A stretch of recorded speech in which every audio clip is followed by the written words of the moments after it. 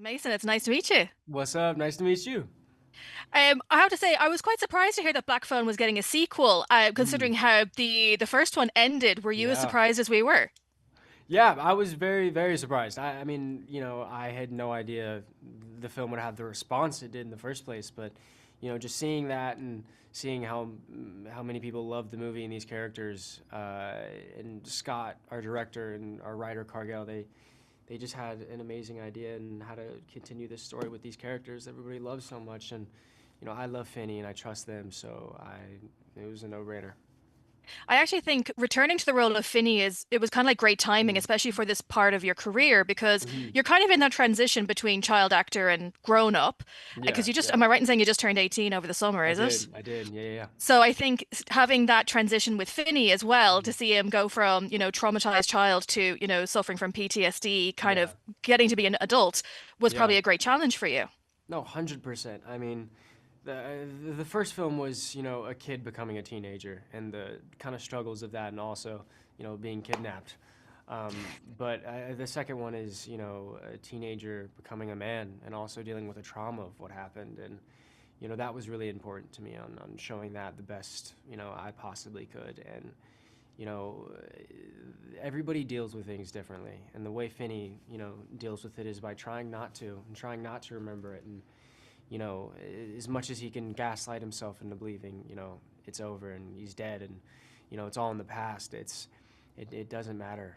Every time he closes his eyes or he's alone at night, he sees the grabber and he remembers what happened, and that's why he goes out and smokes weed in the middle of the night to try to drown it out. And no matter what he does, it doesn't really work. So it's just him trying to find himself again. And yeah.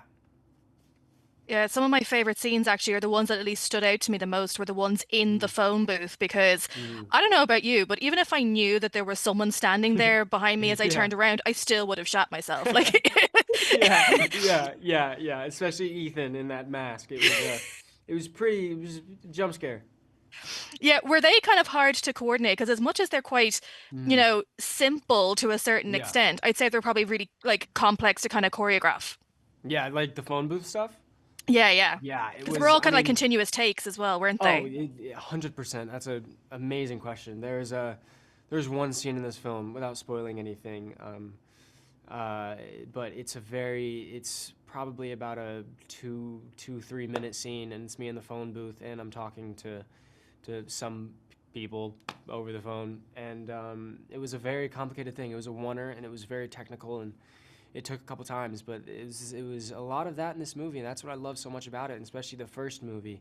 Every single scene that I do, and it's just me talking on the phone. It is wildly complicated. It's almost a dance of sorts, and yeah, I really enjoy that aspect. And maybe some moviegoers won't notice it as much, but I think it adds a level of I think it just keeps you locked in as an audience member. So Scott and his vision is always on it. Yeah, I have to say, like for Yeah. a sequel, I was really, really impressed by it, especially with some of like the Oh, little nods to yeah. other classic horror franchises and Yeah, things like yeah. that as well. For you, like what makes a good horror film, or what would be one that you tend to watch? Because we are coming up to Halloween, of course. Yeah. I mean, I gotta say, there's one horror movie that I watched recently that I might get some hate for. I just now watched The Thing. And yeah, I know. Yeah, it was fantastic, that movie. And it shocked me because I found out that when it came out, people didn't really like it. It wasn't Mm. very well received because it came out the same year as E.T., and that, of course, just so it kind of got lost in the blizzard. And just seeing that and the practical effects and the acting and just the setting of it, the cinematography, it was so well written, and Mhm. it felt so original. And what I love so much about this is just the setting of it, and it reminds me a lot of The Thing, just the isolatedness of the snow, and just being in the middle of nowhere, and all you really have is the people you're with, and it's kind of all or nothing, and it just kind of keeps you on your toes. And yeah, I love it.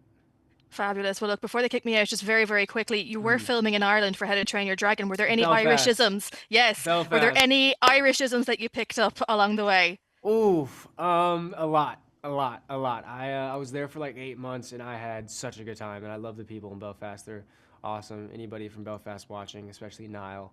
I love you, Niall. Yeah, miss you guys.